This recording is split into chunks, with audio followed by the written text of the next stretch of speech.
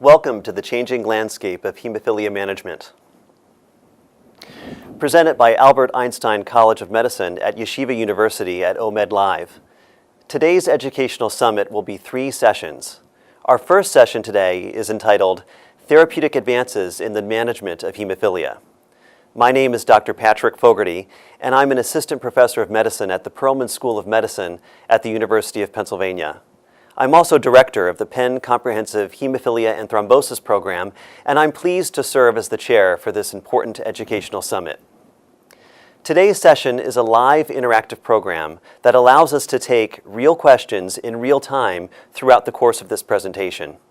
I encourage you to send us your questions anytime throughout by typing them in the box located at the lower left-hand side of your computer screen. I'd now like to introduce Ms. Sue Cutter, who will be participating throughout today's program. Sue is Assistant Director at the Penn Hemophilia and Thrombosis program and social worker at the Penn Comprehensive Hemophilia Treatment Center.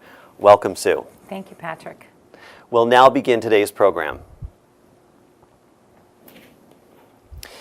So I would like to begin this part of our program by discussing the future of replacement factor products for hemophilia. As you may be aware, this is an exciting time in hemophilia where on the horizon are looming quite a few new treatments and approaches that may change the paradigms through which we manage our patients and their bleeding disorder.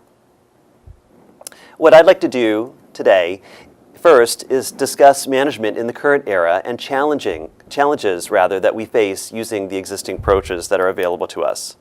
I'd also like to discuss emerging hemostatic therapies, especially those with extended half-lives.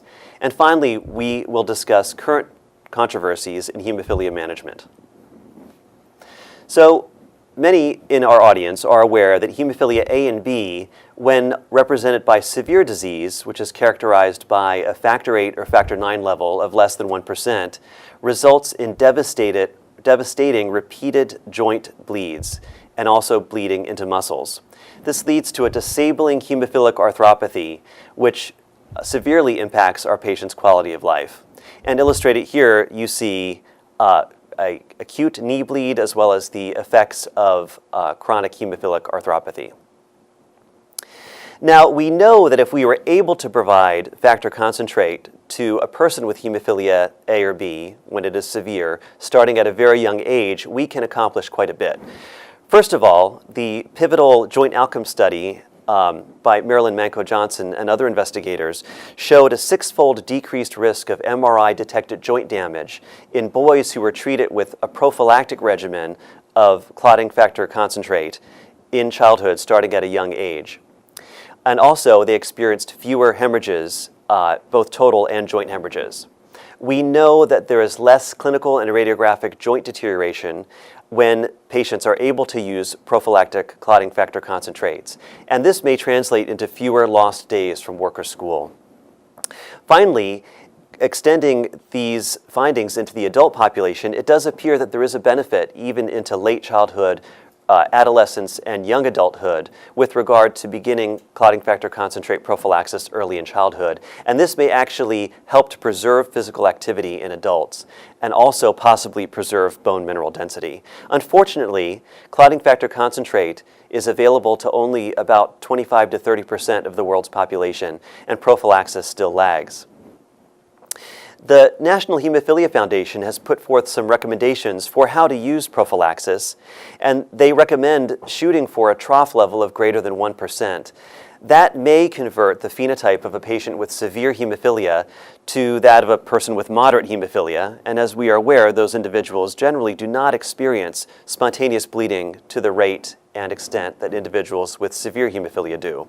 The regimens that are proposed require twice or thrice weekly infusion of clotting factor concentrate, but for hemophilia A, since the half-life of factor VIII is a little shorter, about 12 hours, the regimens may, for some patients, require every other daily infusions.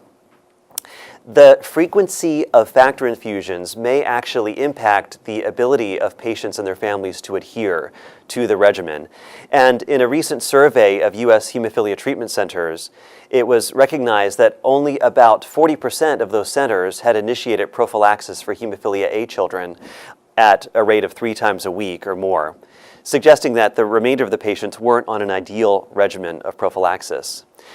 We know that noncompliance is a problem as children enter adolescence, and the costs also increase because clotting factor concentrate is weight-based. And as the patient increases in weight, the dose of factor increases and also the expense increases. A further problem complicating prophylactic treatment with clotting factor concentrates that we have available now is that quite a few children require central venous catheters in order to be able to administer the prophylaxis, and that may result in further complications like infection at the site of the catheter. Another looming issue in terms of hemophilia management is the fact that our patients with hemophilia are living longer and longer. And this is really a testament to very good comprehensive clinical care in our system of hemophilia treatment centers, the availability of effective treatments for hepatitis C virus and HIV, as well as the availability of clotting factor concentrates. But we know that as these folks age, they will experience the same comorbidities that individuals without a bleeding disorder will experience. And the challenges will be how to manage cardiovascular or neurovascular disease in individuals who have a severe bleeding disorder. And listed here are some of the looming potential issues that we'll have to deal with in our patients who are aging. So, one approach to dealing with this issue of how to deliver clotting factor concentrate effectively is to bioengineer clotting factor concentrate molecules in order to extend their half-life. Everything you see on the screen here is good and at a good goal for the regimens that we want to be able to give patients, but we'll focus on half-life extension for the remainder of this talk. So if you can look at this figure for a moment, you will recognize that if a factor VIII product has a half-life of approximately 12 hours, the time to a factor VIII activity of less than 1% is fairly short. But if you look at the green line and the green arrow, the time to a factor VIII level of less than 1% could be significantly extended if the half-life of the factor were tripled, say to 36 hours. Factor IX has a somewhat longer half-life than factor VIII. Its half-life naturally is about 18 hours, although there is variation from individual to individual. And if you could extend that half-life threefold to a half-life of 54 hours, the time to less than 1% after giving a 100% dose would be almost 2 weeks. So there's been quite a bit of work to extend the half-life of clotting factor VIII and clotting factor IX, and I'll go through some of these methods that are listed here.